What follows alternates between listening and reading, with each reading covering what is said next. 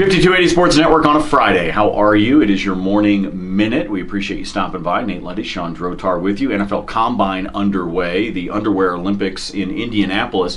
We'll get to the point of running 40 times. Broad jump. I still don't really understand the broad jump part of things, but you can also do the high jump thing where you hit those little peg things for how high you can jump. And then you can also have things like Leonard Fournette weighing in at 240 pounds and everybody freaking out. But let's get to the name that matters. The only name that matters to Broncos fans right now. Just look at Twitter. It's the only name that matters to anybody right now. Christian McCaffrey. The team met with him. He was asked yesterday at his presser what it would mean to him to follow like his father did with the Broncos. He said it'd be great, but he also said it's hard to be a fan of any team right now because you just never know where you're going to go. What are your thoughts on McCaffrey? Well, first thing is he's having a pretty smart answer to that because he's exactly right. You don't have control over where you're going to be drafted when you're a player, so you probably don't want to talk too much about being in any one particular team. It's not Lonzo Ball and his dad over in basketball insisting that it's Lakers or bust, which means what? You know, what are you going to do? If you don't get drafted there, you're not going to play? Of course not. So McCaffrey's answer there is smart. It would be fun for a lot of reasons. The question for the Broncos, of course, is does he check a lot of boxes for them? I know they can use help a returner. I know they can get a little more help in the receiving game for the quarterback.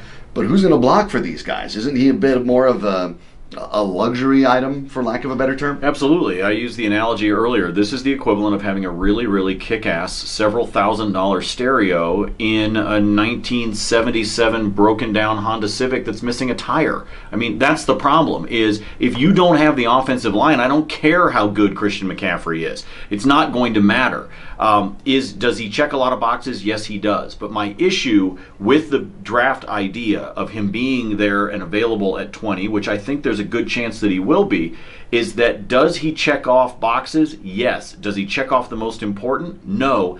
As of right now. And I think that's the key, and you brought it up this morning on the radio show, Shawn, that the key is if between now and the draft the Broncos have done some big things to address the offensive line or have done the kind of deals that make you feel better about where they're going, then you might be able to convince me that it's a good pick. But as it stands right now, as we sit on March 3rd, that isn't the case.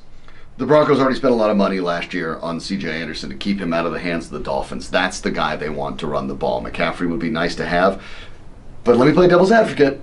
With that big contract that C.J. Anderson signed, next season, after next season, 2018 season, no dead cap money. If the Broncos did improve the line, say they signed Andrew Whitworth to play tackle, say they signed Ronald Leary to play guard, and they did decide to go with someone like Christian McCaffrey and pick him, maybe the idea down the road would be free up a little money and move away from C.J. Anderson after 2017 and build forward. But we look at the situation here. If the Broncos have Christian McCaffrey available at 20, and they pass, say to pick up tackle Garrett Bowles, how are Broncos fans going to feel about that? They don't have a clue who Garrett Bowles is, but they, of course, know Christian McCaffrey. Well, of course. Anytime you pass up on something like that, you've got an issue because fans are going to lose their minds if that takes place. If McCaffrey's there at 20 and they don't take him, there's going to be a contingent of Broncos fans that are going to be pissed off. That's just the way it's going to be, but that's how fans are. But keep in mind, if you are running a team, if you listen to the fans, you usually wind up sitting with them. I think you have to make the decision that you think is right for your team. If that's Christian McCaffrey, so be it. I'm not sold on it as being the right pick,